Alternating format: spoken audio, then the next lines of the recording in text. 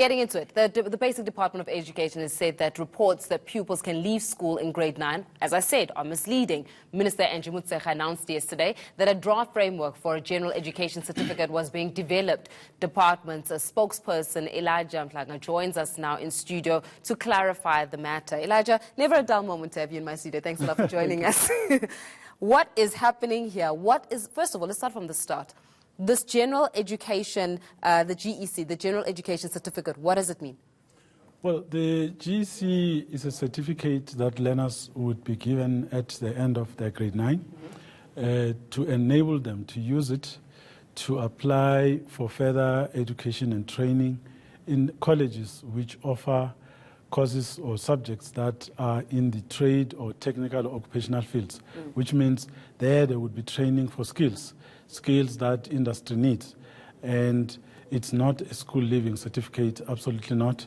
We are appreciating the fact that we've been given this opportunity to correct that messaging because it didn't go the way as intended. Yeah, I mean, we're talking about the GEC and obviously the senior certificate that you obtain at the age of grade, well, when you're done with grade 12 in itself. Does the GEC give you an option? Maybe this is where the confusion lies. Yeah. Because let's say that you're a grade 9 individual and grade 9, you're about 15 years old and you've got now this GEC. Right? And instead of you, as you would appreciate that what happens with many of the individuals that are in grade 12, instead of you saying, you know what, I'm actually going to go through, because I hear it, it's to facilitate the pathways between schools and colleges at a level below grade 12. Yes. I understand the facilitate part. I want us to talk about that. Yeah. So the GEC, if I have a choice, if I want to make the choice that, you know what, actually, I don't want to go to college, do I have the option? You don't want to college, where they say, because now they've obtained the GEC, they've got it at the end of grade 9, they can leave school, right, and go through the facilitation of pathways between schools and colleges. Now and instead of going to a college, they decide, you know what I'm actually going to do? I'm going to take a gap year of about 5 years, I'm going to stay at home. Does that allow them to do so? That they've got the option of not going on and furthering and getting into it? Well, you can do that. You know, already in South Africa today, the compulsory school going age is between grade 1 and grade 9.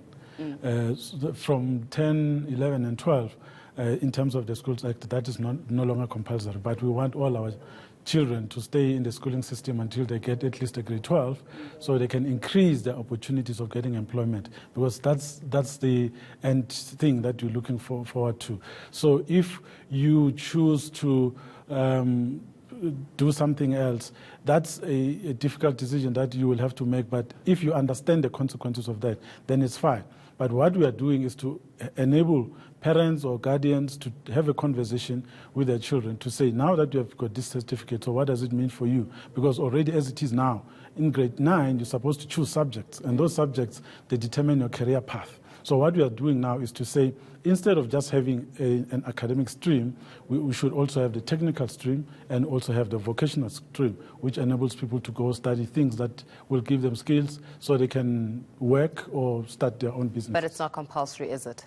And let's talk about the issue around not being compulsory, being compulsory. You're saying that you're trying to address this issue around school dropouts and how many people are actually dropping out of school. Yes. By you giving them the option of even dropping out, are you not shooting yourself as a department in the foot? In other words, you're saying we want to address effectively this issue around school dropouts. But what we're doing now is giving you a school or a certificate that allows you to have the option of going to college, because it's an option. It's not like you're not going to arrest them for not going to school. It's an option. We're going to give you an option of going to a college, but yet you want to address school dropouts. Are you not shooting yourself in the foot? No, I think you're not understanding it. We are not giving people an option to leave school. We are giving them an option to go to a technical program, which will equip them with skills. Which is not compulsory, though, right? No. They don't have to. Is it compulsory that they go to these colleges? Remember, in a normal course of business, you can go to school or not go to school. You see, even though the law says you need to be in school, but people can still not be in school.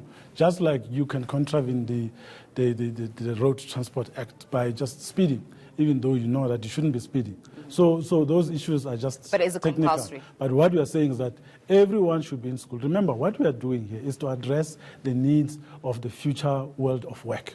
What are we doing about it is to open the curriculum offering, to say it needs to have the technical skill, which currently does not exist, to open up the vocational stream, which does not exist at the moment.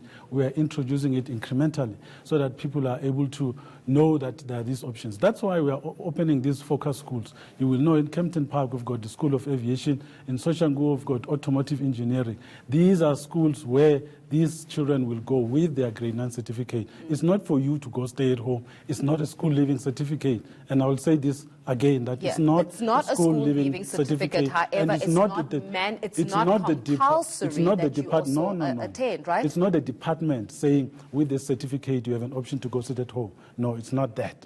What we are saying is because people drop out because they are doing subjects that are boring them. And research has said that people are saying, school is not interesting for me, so I don't see the point, because the curriculum offering is channeling them towards the academic stream. So here we are saying, no, we cannot do that. We need a 3-stream of education where the choice will be wide, so that everyone is in school as opposed to sitting at home. Okay, so then let's say that we've got this GEC now. You've acquired the GEC. You are facilitating, again, because we're not answering, we're facilitating for a child to make a choice to go into a more technically based college or institution of learning, in that sense, right? Or make the choice of being in school and going through grade 12, up until grade 12 in the school, until they get their school leaving certificate, right? At that stage, that child that has got the GEC now, right? They can't get a job, correct? Yes, they can, but remember... Okay, so they can't get a job. They also, with that, there's no compulsory mandatory plea. And you're not saying it, but you're saying it. It's not compulsory that they go... In other words, if they don't attend college, you're not going to stand there with the police and arrest. It's true, Elijah. You're not going to stand there and say, you're not going to school. Why aren't you attending school? You're saying to them, we are encouraging kids to actually go through it, right? You're saying as a department, we're encouraging you. We're not going to police you around going to school. It's mere an encouragement so that you go into the vocations that allow you to be focused on technical skills, correct? You see, no one is forced to go to university, but everyone wants to go to university because they want the best for their lives. So here we are saying, if it happens that you don't want to go to university, you have a choice to go the technical route or the vocational route. That's why if you read the minister's speech yesterday, there are subjects, there's a set of subject offering that these children are going to take in case a school where they're in is not offering those subjects. So it's more about creating support, creating choice, so that people are able to progress, go forward. We want to create artisans here, and we are doing exactly that. So all these things that we are doing is to address the needs of the economy. Remember, we are doing this with industry. We are not doing this on our own.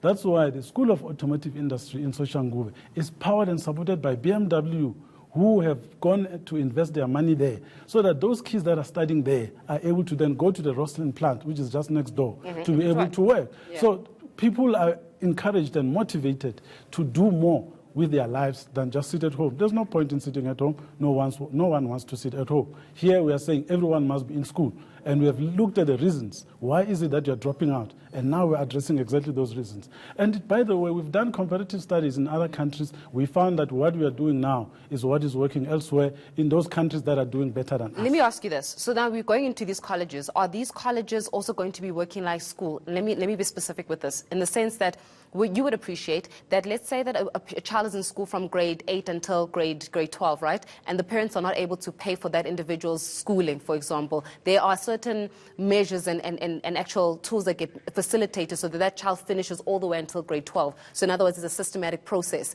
When that child leaves with the GEC in grade 9 and says, you know what, actually, I want to go to a more technically aligned college, do they have to pay at that technically aligned college? Will it work the same way as school does? Or does it work now in a different way, in where now the parent has to now pay as you would like a higher institution of learning?